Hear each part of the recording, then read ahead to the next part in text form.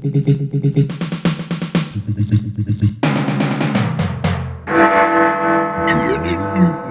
Rozz Grey. Hi there, this is Rozz Grey reporting for the Galactic News Network from the barbarian backwater known to its hapless inhabitants as Earth, despite the fact that its surface is like 70% water. This is the first in a series of special reports in which we will be investigating the bizarre culture of these primitive ape-like creatures. Since landing here, our impressions of the Earthlings confirm what we'd already deduced from the television broadcasts we picked up. This is a seriously deranged species, a borderline psychotic culture that somehow survives in spite of all the odds it creates for itself. The crude light-speed limited broadcasts we intercepted were already 50 years old when they reached our planet, and I'm telling you, things down here have got a lot worse since then. Well, our 7-month journey to Earth passed without incident, but as we can't receive light-speed stuff while riding the warp wave, it came as a grim surprise to catch up on their technological progress. We already knew they had nukes, but, well, you better sit down for this, folks. The Earthlings have developed what they call space travel.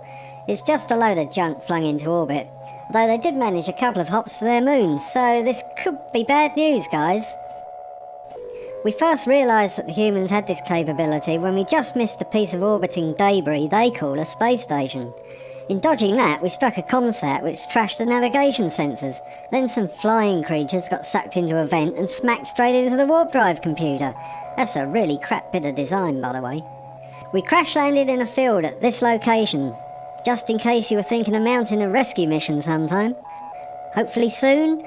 I mean, this species is not mostly harmless, they're highly dangerous, and we're kinda like trapped here with them. From what we saw in those old broadcasts, we fully expected to find a lifeless radioactive ruin when we got here. How these pitiful cretins got through the last 50 years is anyone's guess. What we've now seen strongly indicates that the Earthlings are that close to extinction, and we don't want to be around when they finally self-destruct. We must insist that you send a maintenance vessel to come and fix our ship so we can split when things turn really nasty. At least the ship's life supports and active camouflage are still operational, so we can transmit these reports undetected.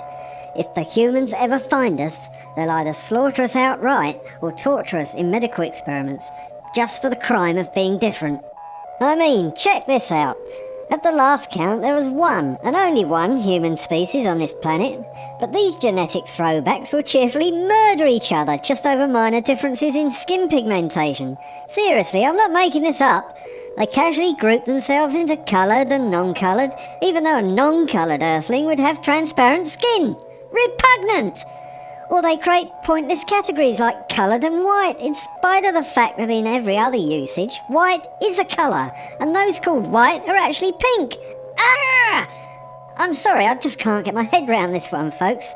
These humans are so violently degenerate. I bet if they all had the same complexion, they'd butcher each other just for unforgivable differences in hair colour. And if you think that's crazy, the Earthlings have this thing they call religion. At first I thought it was some kind of weird entertainment, then I realised that most of them actually believe this stuff. I mean, they act as if it's like real. Just because they can make things, they arrogantly assume the universe was manufactured by an entity that must be intelligent, just like they are.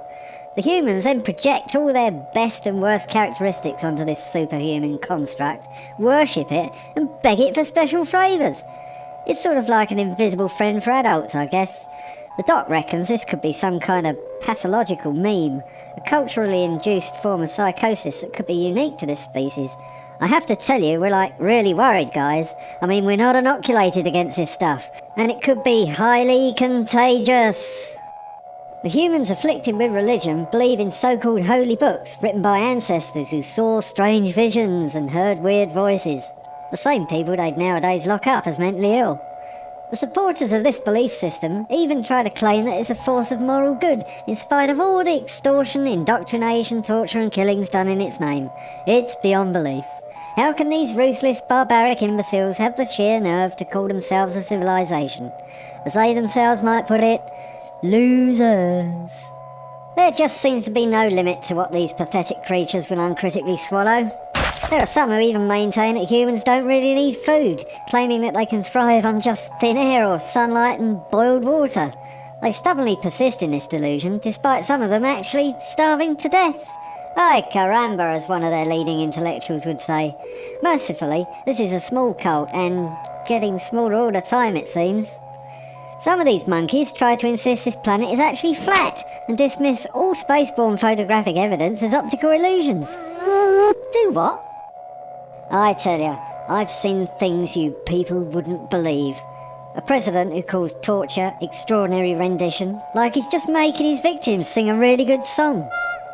They have leaders blatantly exploiting terrorism to justify a worldwide police state.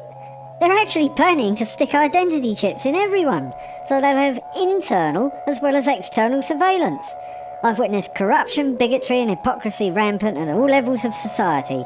Insatiably greedy, power-mad control freaks dominating almost every organisation.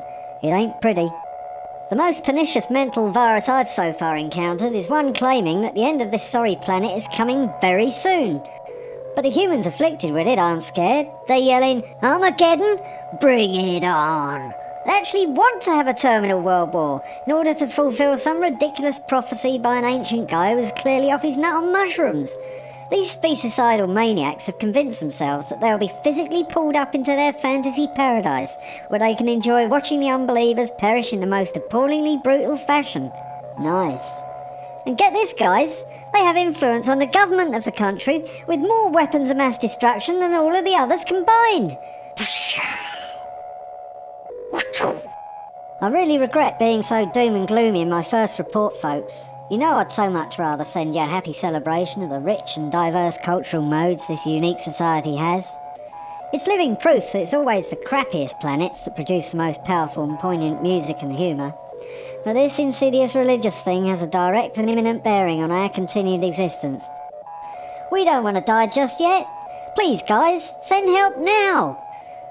This transmission at a speed of 1 megatac will take about 30 minutes to reach you. So if you immediately dispatch a maintenance vessel, it'll take about 7 months to get here, and it's touch and go if this moronic species will last even that long. I'll end on a lighter note. Question: how many Earthlings does it take to change a vacuum-filled photon emitter? Answer: 6 billion. 1 to change the emitter, and the rest to fight about whether things were better when it was dark. This has been, and hopefully will continue to be, Rozz Grey reporting for the Galactic News Network. Oh, frack, I can never do this Vulcan finger thing. Drop dead and fester. See that? Just 3 days here and I'm already getting infected with human aggression.